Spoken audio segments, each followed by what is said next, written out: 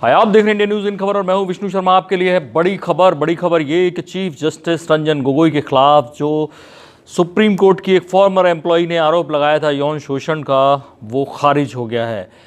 दरअसल कोई सबूत नहीं मिला, ऐसे सबूत नहीं मिले कि मामले को आगे बढ़ाया जाता। तो सुप्रीम कोर्ट ने जो एक कमेटी बनाई थी 2 महिला जजों के साथ, जस्टिस एस ए बोबड़े की अगुवाई में, और उसमें जस्टिस इंदू थी, जस्टिस इंदिरा बनर्जी थी, ऐसे 3 जो जस्टिस थे, तीनों जजों की बेंच ने जांच की। इंटरनल कमेटी थी, उन लोगों ने जांच की और उसके बाद पाया, जो एक प्रेस रिलीज उन्होंने जारी की, आप देख सकते हैं अपनी स्क्रीन पर, इस प्रेस रिलीज में साफ लिखा गया कि कोई भी सब्सटेंशियल प्रूफ ना मिलने की वजह से ये मामला खारिज किया जाता है। दूसरी बड़ी बात जो उसमें लिखी है कि जो इंटरनल कमेटी की रिपोर्ट है, क्योंकि ये रिपोर्ट एक सीनियर जज को सौंप दी गई है, इंटरनल कमेटी की जो रिपोर्ट है उसे पब्लिक नहीं किया जाएगा, क्योंकि उसके लिए उन्होंने हवाला दिया है इंदिरा जयसिंह केस का, जो 2003 में जो ऑर्डर दिया गया था, उसके आधार पर इस केस की जो इंटरनल कमेटी की रिपोर्ट है उसको पब्लिक नहीं किया जाएगा, आम पब्लिक को नहीं मिलेगी। ये जो आप प्रेस रिलीज देख रहे हैं सुप्रीम कोर्ट की वेबसाइट पे भी उपलब्ध है। मैं आपको बता दूं, 19 अप्रैल को सुप्रीम कोर्ट की एक फॉर्मर एम्प्लॉय थी, उसको काम से हटा दिया गया था।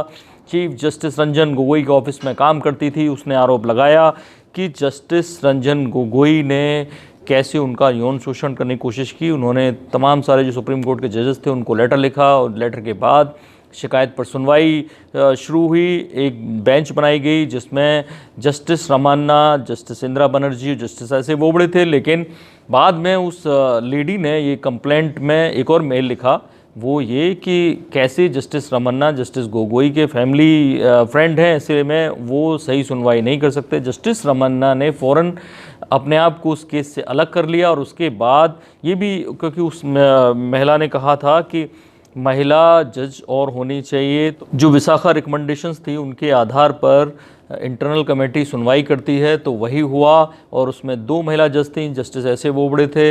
हालांकि इस केस से जुड़ा एक और मसला था कि कैसे ये आरोप लगाया है उत्सव बैंस नाम के एक वकील ने कि जस्टिस गोगोई को फंसाने की साजिश की जा रही है, उनको भी 1.5 करोड़ का ऑफर दिया गया था। तो ऐसे में एक अलग से एक जज इस बात की जांच कर रहे हैं कि कहीं ऐसी शक्तियां तो काम नहीं कर रही हैं जो सुप्रीम कोर्ट के फैसलों को प्रभावित करना चाहें। तो उसकी अलग से सुनवाई चल रही है, 8 मई को उसकी सुनवाई है, वो उसमें अलग जांच चल रही है। उसमें तमाम सिक्योरिटी एजेंसी, गुप्तचर एजेंसी, उनके प्रमुखों को बुलाया गया था और उसकी अलग जांच चल रही है। लेकिन इस मामले में सुप्रीम कोर्ट ने क्लियर कर दिया है कि ये सारे आरोप क्योंकि कोई बड़े सबूत नहीं थे और इसलिए उनको खारिज कर दिया गया। इस बारे में जो भी बड़ी खबर आएगी हम नज़र बनाए हुए हैं, आपको बताते रहेंगे। आप देखते रहिए इंडिया न्यूज़, सब्सक्राइब करें इन खबर। थैंक यू, नमस्कार। इन खबर चैनल को सब्सक्राइब करें और बेल आइकन दबाना ना भूलें।